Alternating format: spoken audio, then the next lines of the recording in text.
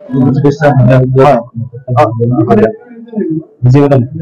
চিকিৎসা মহাবিদ্যালয়ৰ এই মিউজিয়ামটো অতি পৌৰাণিক মিউজিয়াম।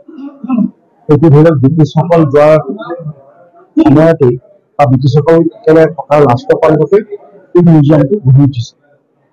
এতিয়াৰ পৰা আপুনি দেখিলে যে অসমৰ বহুত পুৰণা পুৰণা ইয়াত প্ৰফেচাৰবিলাকে কাম কৰিছে, অধ্যাপকসকলে বিভিন্ন জেগাৰ পৰা আহি তেতিয়াতে এই মিউজিয়ামটো তেওঁলোকে গঠন কৰিছিলে আৰু বিভিন্ন আমাৰ দেশৰ অংগ প্ৰত্যংগবিলাক ইয়াত প্ৰিজাৰ্ভ কৰি ৰখা হৈছে। গতিকে এই বস্তুবিলাক আমাৰ এটা নতুন মিউজিয়াম ইতিমধ্যে হৈছে, সেইদিনত আপোনালোকে দেখিব বেছিক চাইজ দিব। কিন্তু হ'লেও ইয়াৰ নিচিনা তেনেকুৱা ধৰণৰ বা এটা ডাঙৰ বৃহৎ আকাৰৰ মিউজিয়াম নহয়। গতিকে এই মিউজিয়ামটো আমি দেখিব যে এইটো আছাম টাইপত বনি হৈছে আৰু ইয়াৰ অংগ প্ৰত্যংগ লাহে লাহে লাহে লাহে বেয়া হৈ গৈছে। গতিকে সেইটো আমাৰ প্ৰতিমানটো বুলি যিখিনি আমাৰ টকা আছিল আৰু সকলোৱে এটা থিৰাং কৰিছিল যে মেম্বাৰবিলাকে আমাৰ ডক্টৰসকলে যে আমি এটা পুৰণা বস্তু ইয়াত যাতে আমি এটা নিজৰ চিহ্ন হিচাপে আমি ৰাখিম।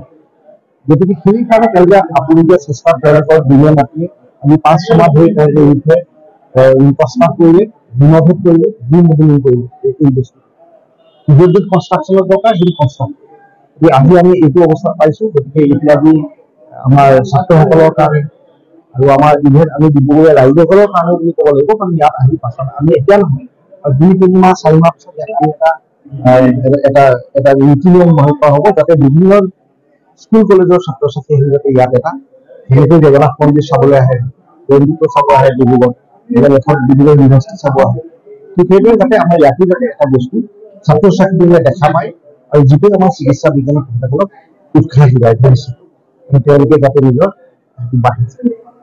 আমাৰ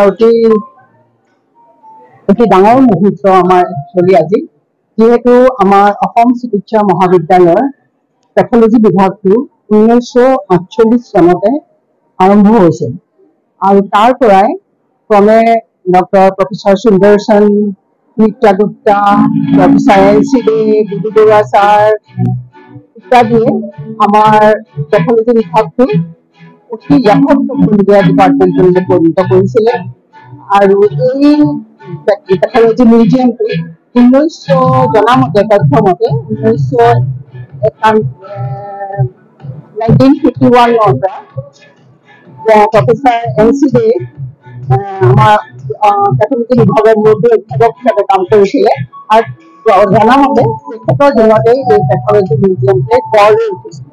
তাৰ পাছত ক্ৰমান্বয়ে আমাৰ বহুতো ইয়াত স্পেচিমেন আপোনালোকে দেখিছে, স্পেচিমেন বহুতো আমাৰ ইয়াত টুকুৰা হ'ল। ইয়াত প্ৰায় 1500ৰ ওপৰৰ স্পেচিমেন আছে আৰু কালক্ৰমত আমাৰ এই ডিপাৰ্টমেণ্টটো ইয়াৰ পৰা উঠি যোৱাৰ কাৰণে, বেছিক চাইন্স বিল্ডিঙলৈ উঠি যোৱাৰ কাৰণে আমাৰ ইয়াৰ চকুৰ আঁতৰ হৈছিলে আৰু তাৰোপৰি আমাৰ মেৰামতিৰ অভাৱত অলপ বেয়া হৈ গৈছিলে।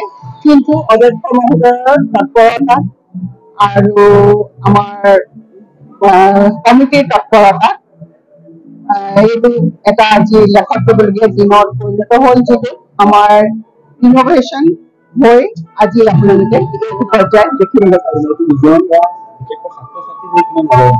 ছাত্ৰ ছাত্ৰীসকল এই মিউজিয়ামটোত অতিকৈ লাভৱান হ'ব, যিহেতু এই মিউজিয়ামৰ যিখিনি স্পেচিমেন পোৱা হৈছে সেই স্পেচিমেনখিনি চাই পেলাই ছাত্ৰ ছাত্ৰীসকলে গাৰ প্ৰত্যেকটো অংগৰ কথা জানিব পাৰিব, বেমাৰৰ কথা জানিব পাৰিব আৰু তাতে বেমাৰৰ কথা জনাৰ পাছতে তেখেতসকলে ডায়গনচিছ কৰিব পাৰিব আৰু ট্ৰিটমেণ্টৰ ক্ষেত্ৰত বহুত সুবিধা হ'ব।